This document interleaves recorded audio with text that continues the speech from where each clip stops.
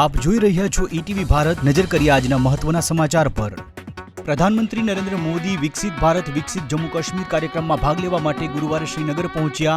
6,400 કરોડ રૂપિયાથી વધુની ઘણી પરિયોજનાઓનું પીએમએ કર્યું અનાવરણ. લાલુ યાદવે ફરી એકવાર પીએમ નરેન્દ્ર મોદી પર સાધ્યું નિશાન. એક્સ પર નામ લીધા વગર લખ્યું બિહાર આવે છે ત્યારે તેમને બેરોજગારી, મોંઘવારી અને વિશેષ રાજ્યના દરજ્જા પર બોલવામાં આવે છે શરમ.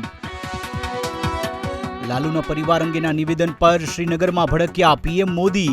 કહ્યું જમ્મુ કાશ્મીર પણ રહ્યું છે પરિવારવાદ અને ભ્રષ્ટાચારનું ભોગી. આજથી 10 માર્ચ એમ 4 દિવસ સુધી ગુજરાતમાં રાહુલ ગાંધીની ભારત જોડો ન્યાય યાત્રા. દાહોદ જિલ્લાના ઝાલોદમાંથી રાહુલ ગાંધીએ કરી ગુજરાતમાં એન્ટ્રી. દિલ્હીમાં દારૂ કૌભાંડ કેસમાં મુખ્યમંત્રી અરવિંદ કેજરીવાલને રાઉઝ એવન્યુ કોર્ટે મોકલ્યા સમન્સ. કોર્ટે અરવિંદ કેજરીવાલને 16 માર્ચ સુધી હાજર થવાનો આપ્યો નિર્દેશ.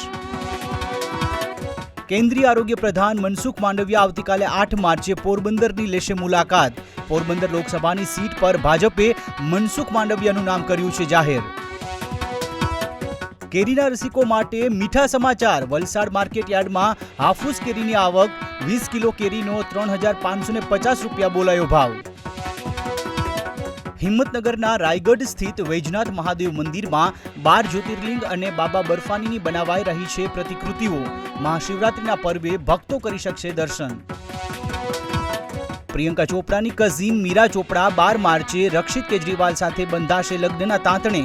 જયપુર નજીક એક રિસોર્ટમાં યુગલ લેશે લગ્નના 7 ફેરા. હિમાચલ પ્રદેશ ક્રિકેટ એસોસિએશન સ્ટેડિયમમાં રમાઈ રહેલી 5મી ટેસ્ટમાં રવિચંદ્રન અશ્વિન અને ઇંગ્લેન્ડના જોની બેરસ્ટોની 100મી ટેસ્ટ.